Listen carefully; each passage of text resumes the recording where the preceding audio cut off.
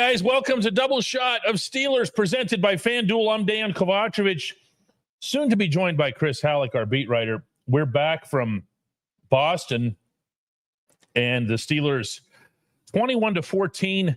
Yes, it was actually a victory. This is what we're calling it. It's a victory because they did win the game.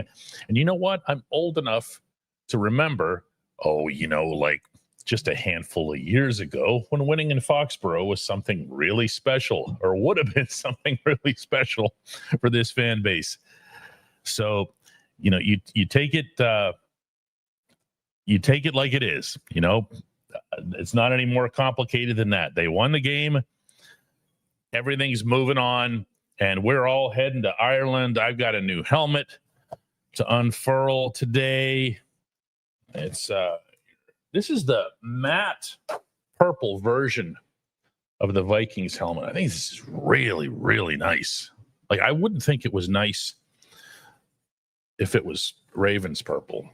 I think the purple thing and the purple people eaters and everything is a really, really nice touch. Boy, does that team have a fan base. By the way, that's something that by the time we get to Dublin this week, you're going to be hearing a lot of that from us.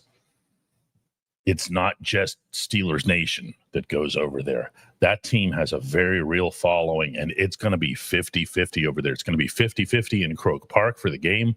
It's going to be 50-50 on the streets of Dublin. And I'm sorry, I think that's so much cooler than if you go over there and, face like the Jaguars or something. Although the Jaguars are now kind of London's team, so I don't know, maybe they picked up some followers. I'm not sure. It's back to the lab for this team. After yesterday, it's back to the lab. After really, if you think about it, these first three games and the patterns that have been set, the poor patterns, the ones that are keeping them from becoming a good team, keeping people around them from believing in them. I really believe that this team has more to show than it's shown. I really believe that this team has something that's more basic to its game. I mentioned to Darius Slay yesterday on the way out of the locker room. I said, no offense. I'm not sure if I should share this with you. I said, no offense, but if you guys ever got your basic you-know-what together, he goes, I know. Because what you saw yesterday against the Patriots was all that special stuff they were supposed to be capable of doing. All the extraordinary, look at us, we're stars, look at our really important names on the back of our jerseys. You were supposed to see that. But it was supposed to be built on a foundation of, well, yeah, we know how to do the regular stuff too. And I feel like I'm going to keep saying this, whether it's win or lose, whether it's in Pittsburgh or Foxborough or Dublin, at some point between now and the bye, which, by the way, immediately follows the game in Ireland, they need to just get their act together. And that's what we're going to talk about today with Chris. And we're going to do that right after this little break. Hey, guys, if you're planning to see a Steelers game, use the Game Time app to get your tickets. You can snag new ticket deals before anyone if you set it into your app alerts. The app is easy to use. No surprise fees at checkout. You can see your seat view before buying, and you're getting legit tickets delivered on time. If you're not much of a planner, you can get last-minute deals on tickets right up to the start of the event. Lowest price guaranteed, or Game Time will credit you 110% of the difference. Download the Game Time app and enter the code DK Steelers into your app profile to get $20 off your first purchase.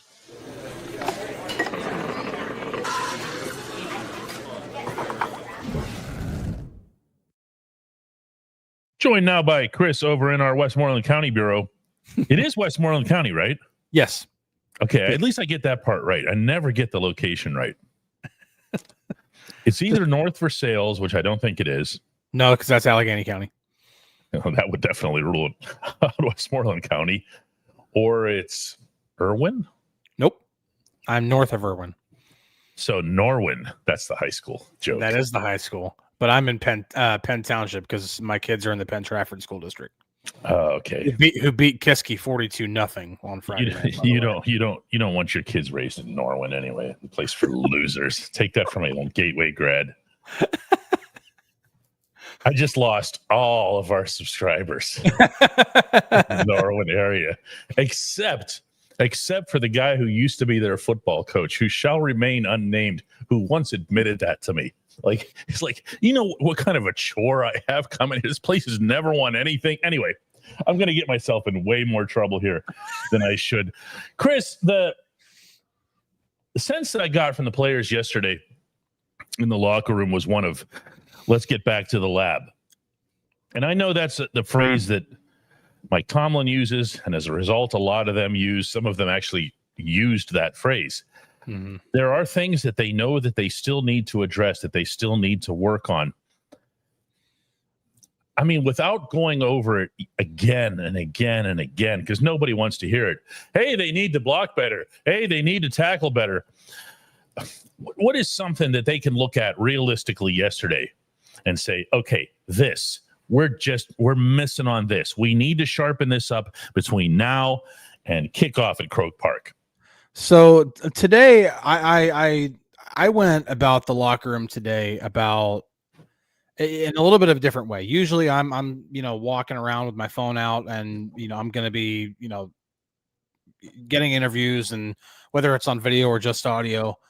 I went the off the record approach today. I decided to have more loose, relaxed conversations with a few different players, and I felt like I learned a lot more doing that. Now, obviously, journalistic integrity, can't go into details of those conversations, but the overwhelming sense that I get is that, and people aren't going to like to hear this because then they're going to think that why do they do it this way? Why don't they do it the way it used to be done? That September is almost like the new preseason. That this is the time of year. These first 4 games in this month are the time that they really try to work out the kinks. And of course, people are going to hear that. They're going to get mad. They're going to be like, well, why don't they just play in the preseason? Well, obviously the answer there is you want to keep these guys healthy. You don't want to lose important players in August, especially in games that don't matter. At least these games matter. And I really feel that, and it's already making excuses, blah, blah, blah. That's fine. People are going to hear that and whatever. But from the conversations that I've been having, and again, this is without a recorder in hand, the players tend to open up a little bit more that way. And it really does feel like they feel like they're trending in the right direction, especially on the defensive side of the ball. And there are a lot of things that you can point to from yesterday's game that actually like tangibly show that the pressure on Drake May is a big component of that. They felt really good about that, and they should. They really did. Their edge rushers, both TJ Watt and Nick Herbig, got back there. And I think they felt good just about that. They felt like they were involved in the game. I'm going to throw since we're heading overseas here, a little bit of a soccer parallel for you here. It also applies to hockey, and that is if you don't have possession at any point, you don't have the feel of the ball or the puck, and you're not touching it, you're not contact with it. You become disconnected from the game. And when I think of TJ over the first couple of weeks of this season, what I think of more than anything else is one of those unplugged controllers on the video game, where you know what I'm talking about, where the guy just kind of stands there and the arms just kind of flap at the side. Okay. Yeah.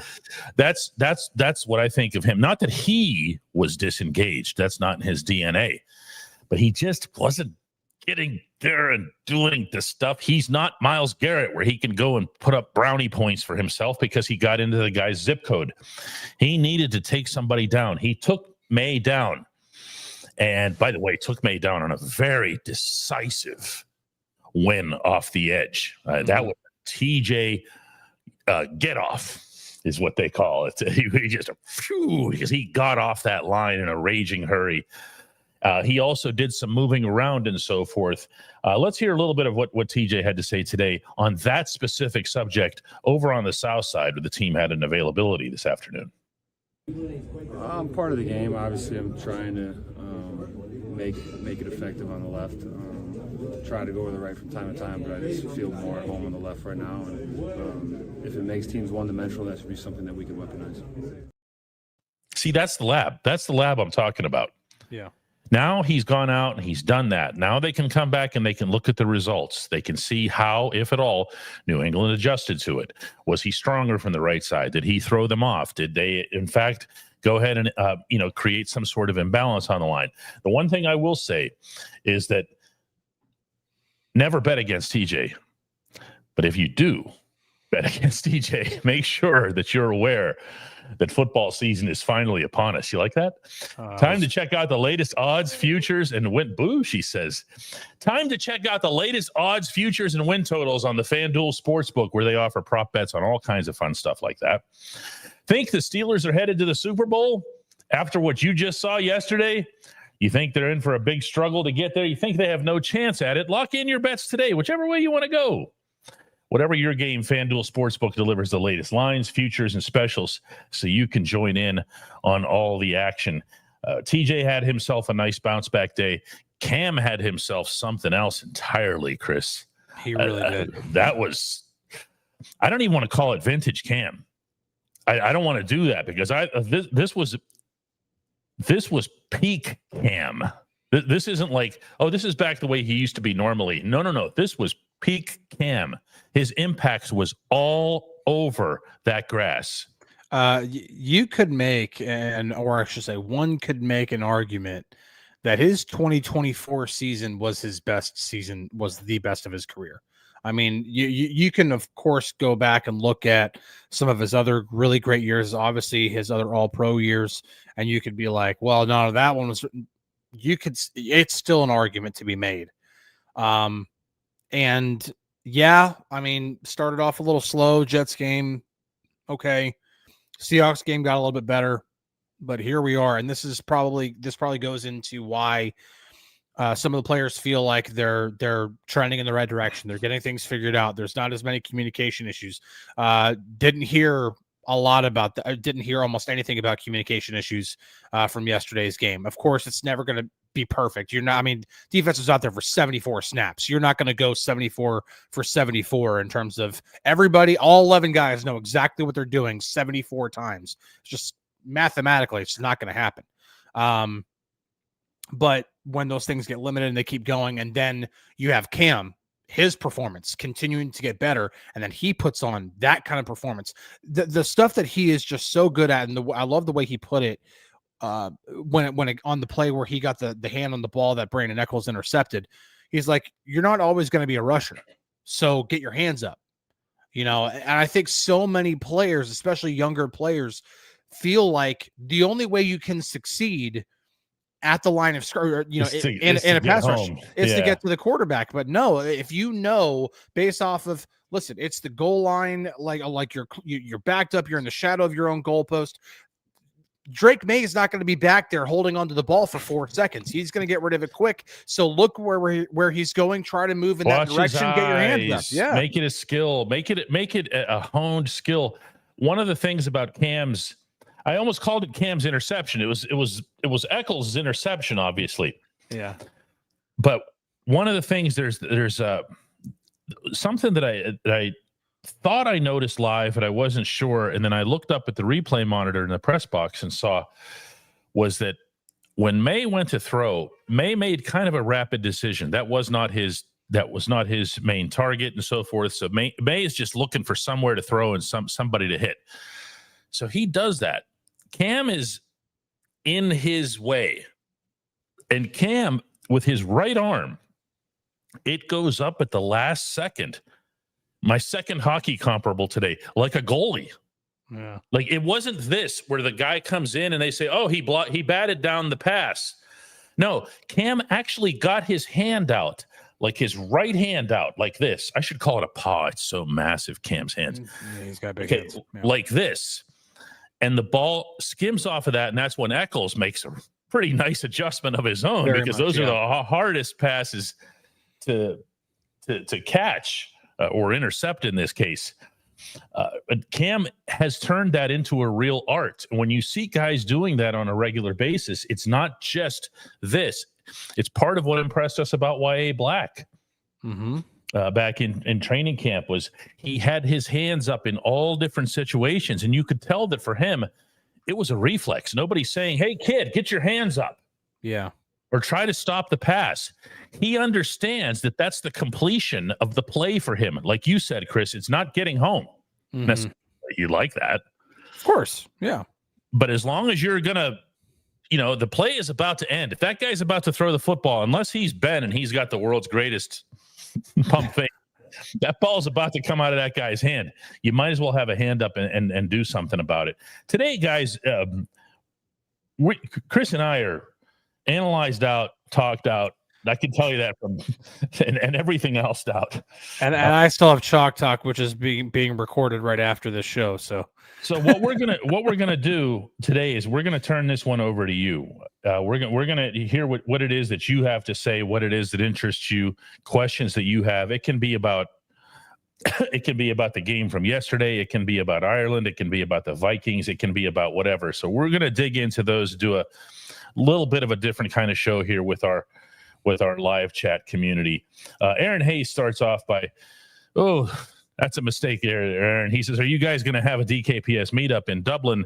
Let's have a pint. It's been on our app for a couple of weeks now. We have a specific date on there. We have a time. We have an address. Make sure you get on there. Yes, the answer to that is yes, and it'll be Saturday. We'd love to have you there. You'll never guess which location I picked on historic O'Connell Street. Scott says, where is the long ball? Where is it, Chris?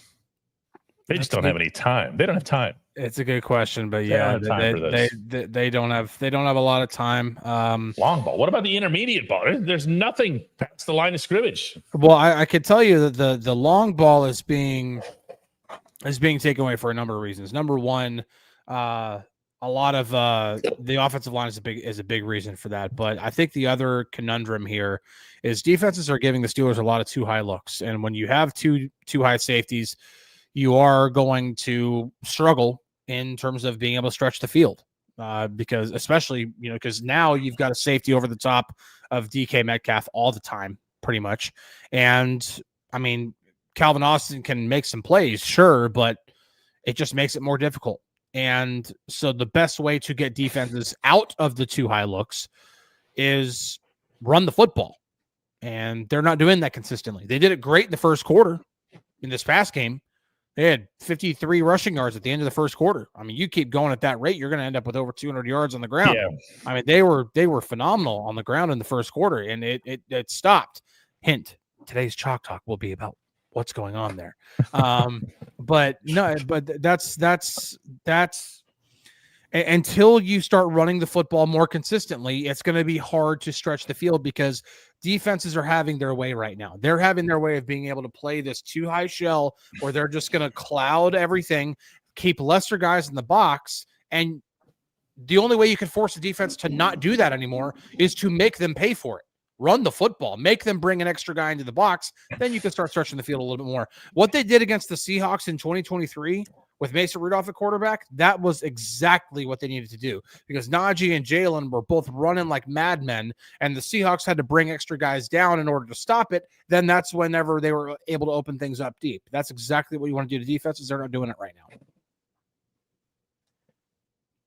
Jalen Warren needs to get 80% of the snaps, says Jay Moods. That's how it should be. I'm glad they fixed that. It wasn't 80%. Jalen did get a lot more snaps. Unfortunately, they were hard snaps. Yeah. Because Jalen's got exactly 80, actually. 80%?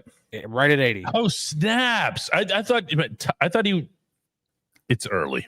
Touches. Touches is what I was thinking that you meant there.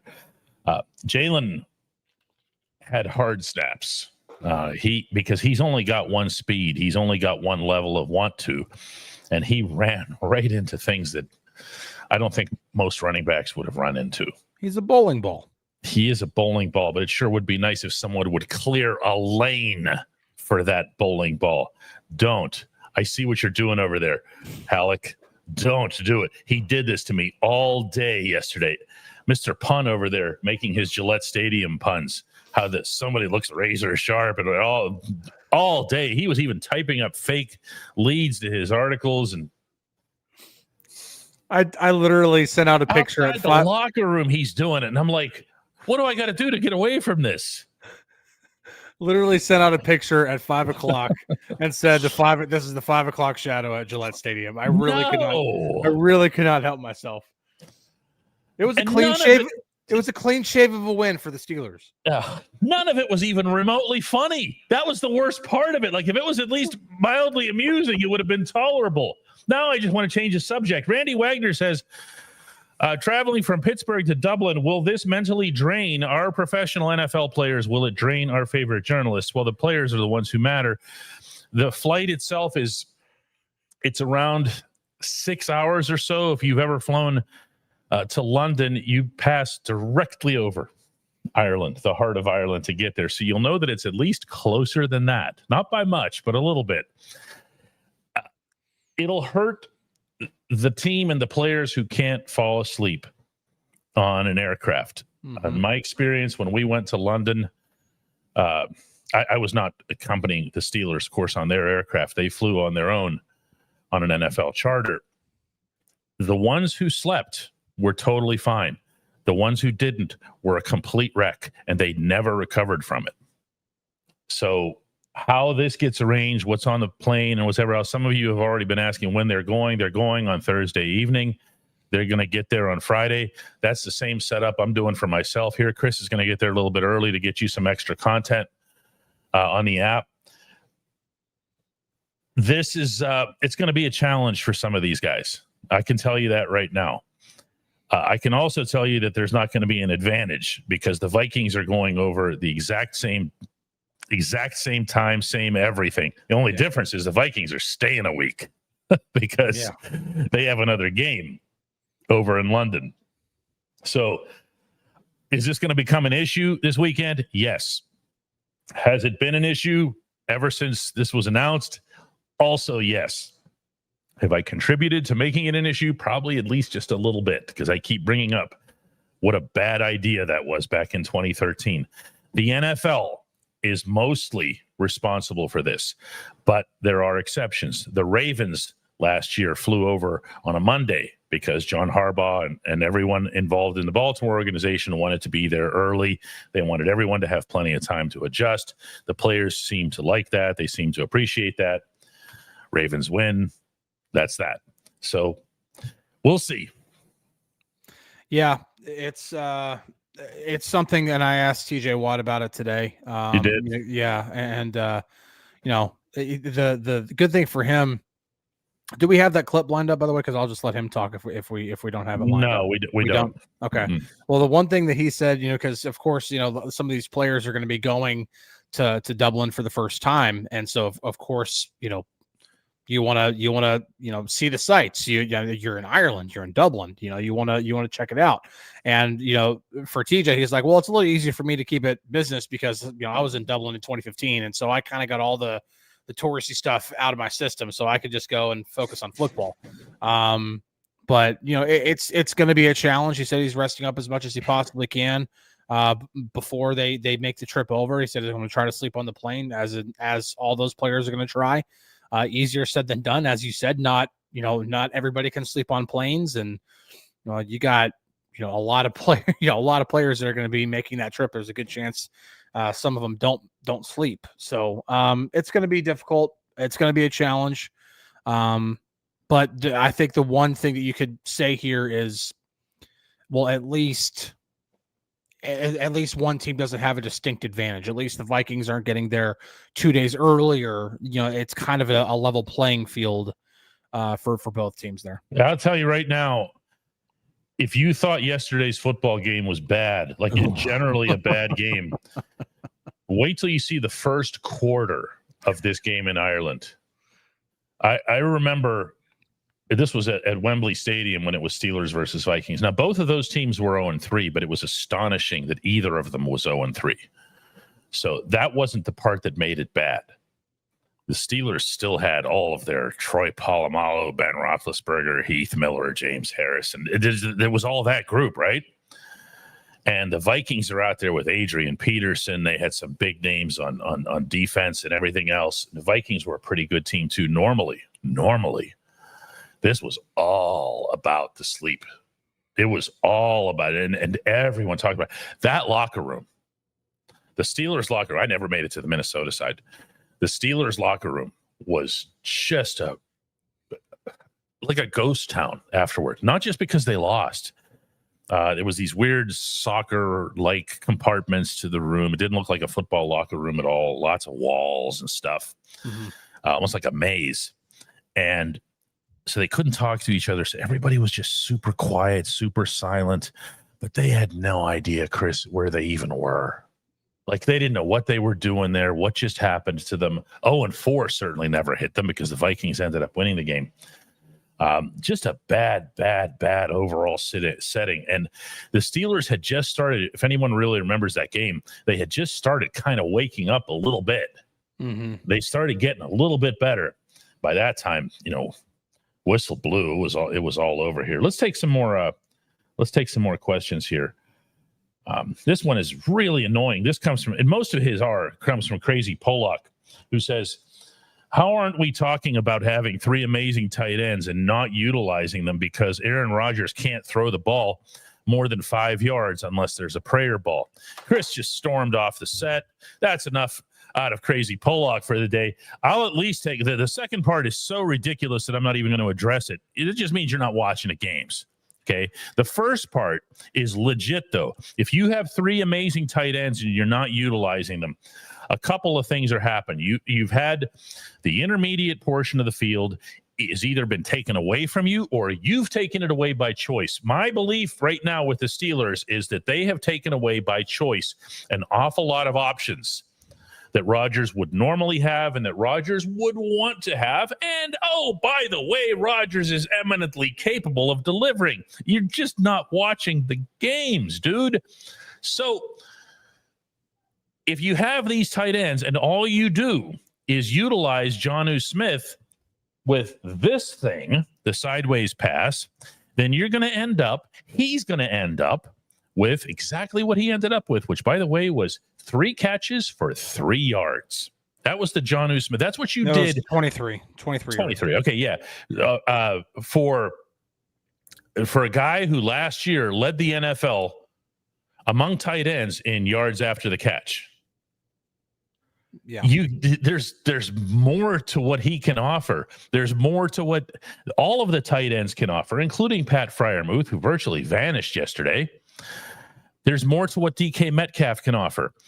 I hate to do this, but all of these conversations, all of them boomerang back to the same beginning point, and that is that the line has to get you time. Otherwise, you're just playing in survival mode. And here's the thing, because you're gonna look at the line only gave up X amount of pressures in this game. Well, why do you think they only gave up X amount of pressures in this game? Because Aaron Rodgers was getting rid of the ball in probably 1.5 seconds. Now, I'm obviously exaggerating, but it was quick. He had to get rid of the ball really fast a lot of the time. And that was by design. Now, you also I'm just assuming here, you could be a PFF nerd and look at the stats on Aaron Rodgers, and you see he wasn't even credited with any big time throws. Okay, what's defined as a big time throw? Because there have definitely been times in which not just Aaron Rodgers, but any other quarterback has made, and what I would analyze as a big time throw. I thought Aaron Rodgers made 2 of them yesterday. I thought both of his touchdown passes were big time throws.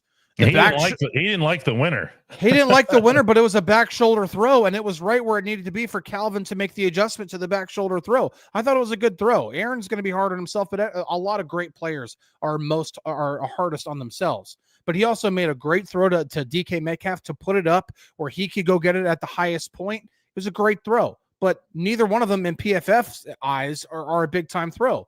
So you might look at that. Or you could just look with your eyes and see the throw that he made against the Seahawks last week, running to his left off platform and chucking it like 60 yards downfield right on the bleeping money to Pat Freiermuth. And just because it didn't get caught, it doesn't count in the stats. It doesn't get counted as a big time throw because it wasn't caught. Don't give me this crap that he can't throw the football. There's some other things you can say about Aaron Rodgers. I don't think he's played all that great over the last 2 weeks. I also don't think he's been atrocious. They didn't lose to the Seahawks because of him, and they definitely didn't. I don't think their biggest issue on offense was Rodgers not playing well. It's ridiculous. Evan says, I would have left right after the game yesterday. You're already a couple hours closer than Pittsburgh. Not really. Boston is about an hour and a half. Also, it's not the travel time.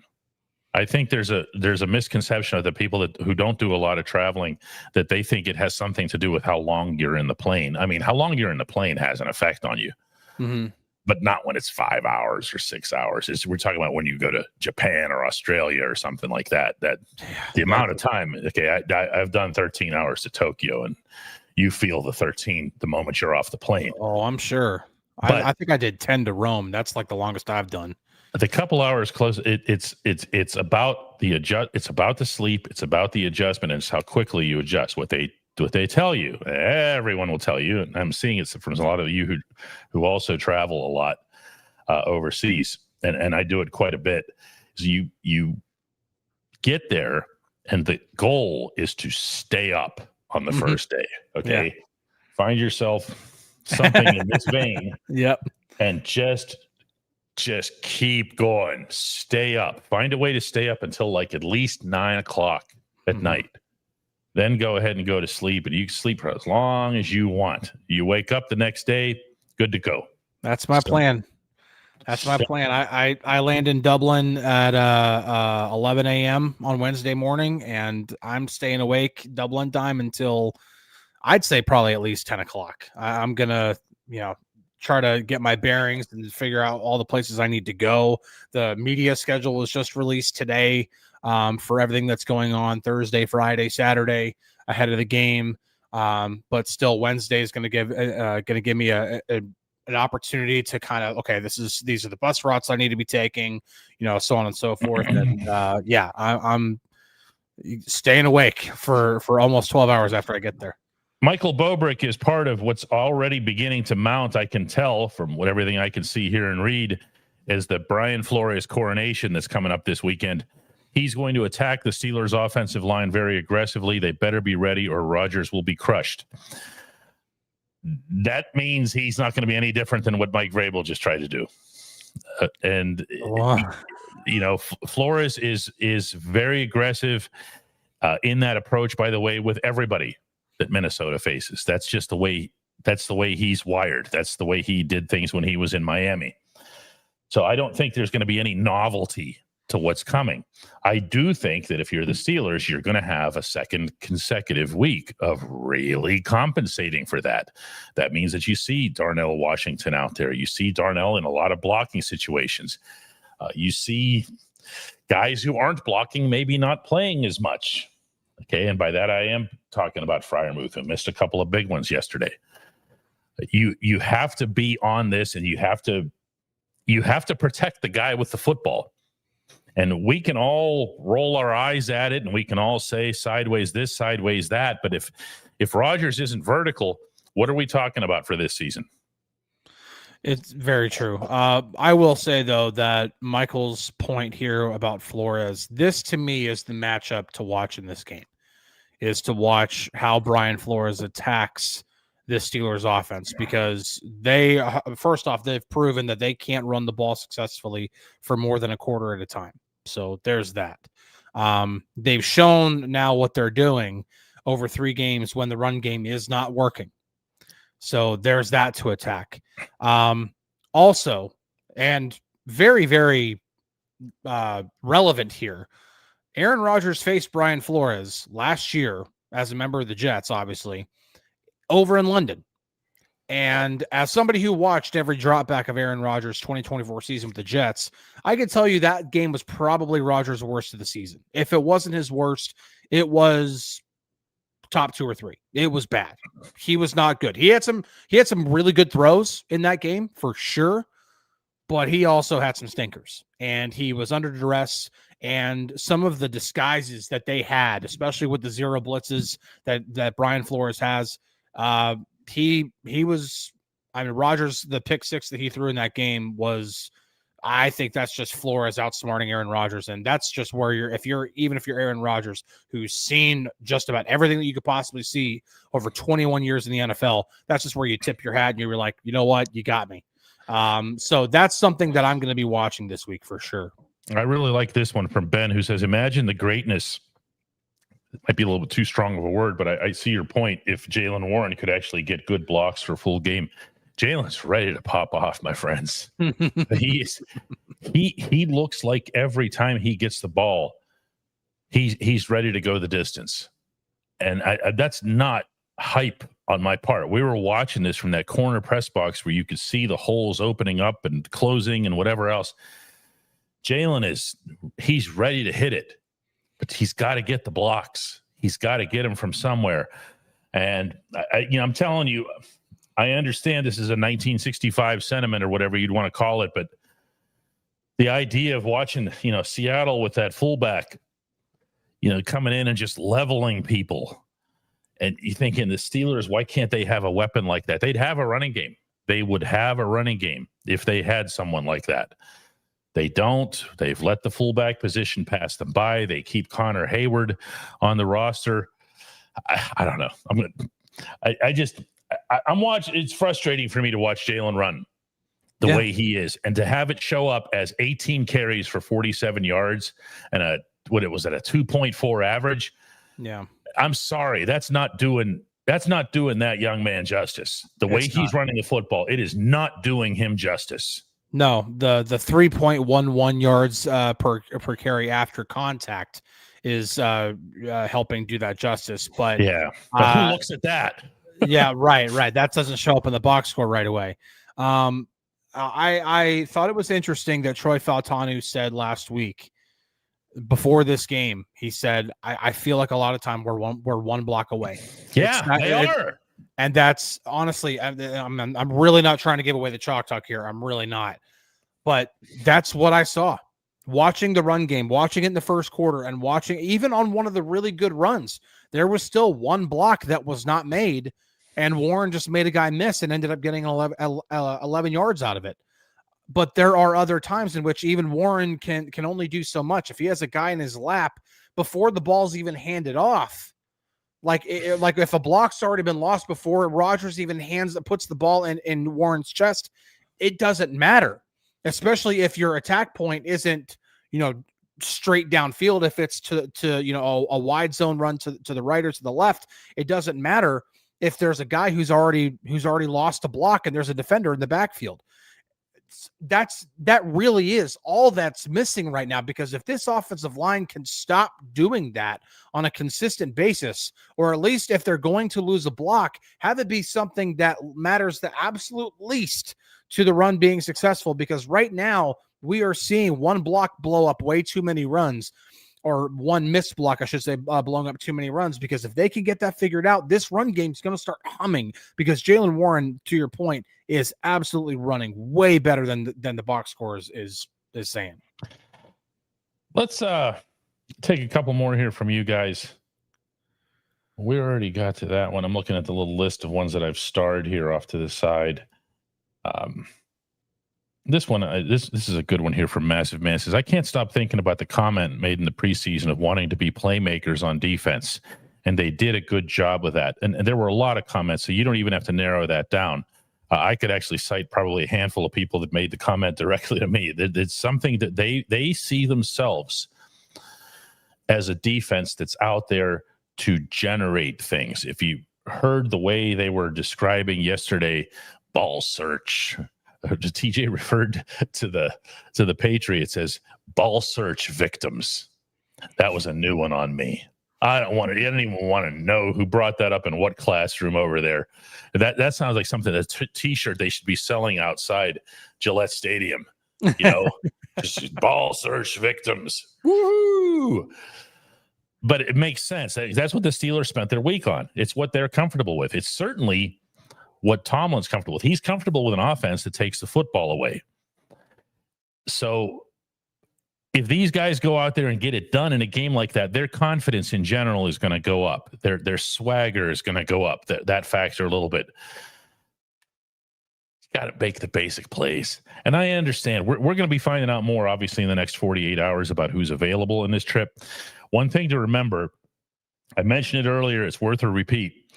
After the Ireland game is the Steelers bye week. So if you have somebody who is at 70 or 80%, you're not rushing them back for this game. Yeah. You're giving them the extra 2 weeks so that they can be 100%. It's an NFC game. It's, I understand it's got some significance and all that. It's a real game. It counts in the standings, but it's not inside your conference. It's not inside your division. You got to be smart about these things, especially depending on whatever that individual player's injury is. So let's say, for example, what's Joey's? Joey's is a hamstring. Yeah. Okay. Hammies, slow to heal, easy to aggravate. Mm-hmm. You see what I'm saying? Yeah. Whereas, with the knee, once it stabilizes. So maybe you have Deshaun Elliott the way you were able to bring Derek Harmon back on limited snaps. I would take Deshaun Elliott on limited snaps. You know why? You know what Deshaun Elliott's really good at, Chris? Tackling. He's good at tackling. Yeah. I'll take someone who's good at tackling. They do have things that they need to clean up, and they can become better. They feel that they can become better at the basics and that the communication stuff, which again, I know these are things everyone's tired of hearing about from them, from us, from whoever, but that's what's sitting there for this defense. I'm going to repeat this. We saw yesterday what they can do. If you want to point a finger at the Patriots, and I know everyone in Boston's doing that right now for giving the game away with all those turnovers, you can do that, but you better make sure that you acknowledge that 4 of the 5 turnovers that the Patriots committed were quite literally forced by the hand of someone employed by the Steelers. One was unforced, and that was one of Ramondre Stevenson's fumbles, one of his 2 fumbles. That's it. The dude just flat out dropped it. Yeah, I mean, you can't. If you're a running back in the NFL, I mean, Holcomb, he's there and he's trying to tackle the ball, but I mean, you cannot. Holcomb didn't force that ball. Yeah. You cannot fumble that football. You just can't. Yeah, he can. He fumbles a lot. Well, right. He had 7 fumbles last year, I think. But Selfmade says the defense gave up 14 points and we're still complaining. Dude, don't oversimplify this. That's not what we're here for. You watch that game. The Steelers still gave up close to 350 yards to a team with not a whole heck of a lot on the offensive side, a young quarterback. They were going right down the field on the Steelers. It looked very, very little different than the first 2 games. So let's not delude ourselves here. I'm not complaining or whatever. I'm saying this is what they need to do to get better so that they can. Because listen, if you think that they're going to be able to handle good offenses after what you've seen with these first 3 games, I wouldn't consider any of the Steelers' first 3 opponents to have a good offense. Not one. There are alarming statistics for this defense. One of which being the Steelers have the best third down and distance in the NFL in terms of the longest distance right now. They're forcing teams to have the longest third downs in the NFL, yet have the worst defensive success rate on third downs right now. That is terrible. You can't do that. That's not sustainable. Like, you're not going to force 5 turnovers a game. Just not. You're not. There's no way around that. Nobody can get that. And then even if you do, if you can force fumbles, but the Steelers also batted 1,000 on fumble recoveries yesterday, right? Of which you have no control. It's an oblong spheroid. I believe that's the official shape of the football. Oblong spheroid, which means it can do this. Yeah. And if you look at one of the Stevenson fumbles, the goal line that Cam Heyward forced, Peyton Wilson already overshot the play. And the ball just happens roll in front of him like something out of a Warner Brothers cartoon. Okay. Yeah. And he goes, "Oh, got that." Yeah. And that part is luck. Yeah. You have to have a ball bounce your way. So they're giving up too many yards. Again, you don't sugarcoat it. They're giving up not necessarily too many points because of the way that they hunkered down at the goal line. In fact, it was weird, Chris. Like, they didn't seem to be even remotely efficient until they got inside their own 10. Yeah. You know, their back's literally up against the wall, and all of a sudden you see New England start struggling. What the heck just happened? Well, I mean, they did a good job overall, and I'm pulling up the numbers right here so I can actually cite it. But they did a good job overall in terms of stopping the run when Drake May wasn't extending after being flushed out of the pocket. That's true. Yeah, he ended up with 45 of their yards. They were close to 100 or just a little bit over 100. It was almost 120. Okay. For the game. But May had a big chunk of that, and they weren't even on designed runs. They were on just panic plays. He was just getting out of the pocket and taking off. Yeah, I mean that's I mean, shoot, like, okay, so Drake May was their leading rusher by a mile. Yeah, I mean almost twofold. Yeah, Antonio Gibson had 28 yards. Trevion Henderson had 28 yards on 11 carries, and Ramondre Stevenson had 18 yards on 4 carries, but also 2 fumbles. So, like, you take 45 yards away from 119. It's not a good game. We're taking 2. Sorry, Chris. We're taking 2 more today. Robert says the Patriots went for it on their own 15-yard line. What the heck? He says. I got to tell you, I love that stuff. Yeah, you do. I want to outlive the punt in football. I really do. I'd love to see more teams do what Mike Vrabel did. Vrabel was asked about it afterward. Vrabel's response was, "I'm going to be aggressive. This is what we're going to do." What he didn't say is, those guys over there don't stop anything on 3rd down or 4th down. The Patriots ended up 4 of 5 on 4th downs.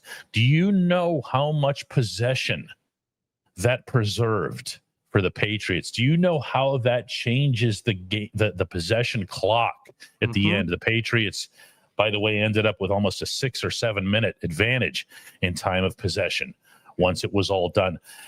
It's enormous. Now, I say that, and I feel compelled to share with you that I went up to Corliss Waitman after the game, and I was like, "Well, it looks like those guys don't even need their punter, huh?" And he goes out of his way to point out that he had a couple of big kicks in that second half. Yeah, for the Steelers, which he did, which pinned the Patriots back inside their 20. And I said, "Yeah, you put it in there twice." He goes, "Oh." I forgot he actually had three of his punts. He's really good at that inside the 20. He's a great dude. For anybody, doesn't generally deal with punters. Most of them are. This guy is one of the best. He puts the ball down there, and again, even though the Patriots might end up taking the ball all 80 or 90 yards, whatever, they do have a longer way to go. Now, is your defense on the field longer? Yeah, defend better. But there are arguments to be made on both sides of it. I feel like if you are a team that is at midfield, though, and the Steelers had one such situation yesterday in the second half, I mean, have an offense that's capable of getting you something or taking a shot there. Or like you were saying, sitting next to me, Chris, maybe you bring Boz out. What would it have been? 61, which he kicked. He just hit 60. Yeah, I mean, he, like, come on, like, and that ball could have gone 70. Well, especially because I'm watching him in pregame, and he hit a 55-yarder from pregame, and it hit the netting about 15 feet up above, like, the wall, like the barricade for, like, where the front row is of the stands. And it hit the netting about 15 feet above that. And I'm just like, this dude could make it from 70 yards if he wanted to. Like 61 yards. I don't know. I don't know. To me, like, I am all about, like, letting Chris Boswell try that. Like, I don't care. Oh, the defense has been shredded and everything. I don't care. I'm letting the best kicker in the league try to make that. Serial killer. This will be the last question for the day. It comes from Grayson Brown. He says, "I'm just glad the Steelers won. He comes in with a $10 contribution and says, honestly, if the offense doesn't stall and actually capitalize on the opportunities handed to them from the defense, the Steelers win big with plenty to correct. Yes, you're obviously correct. You're obviously correct. However, saying if the offense doesn't stall is a really big if that you just threw into the equation. I would look more at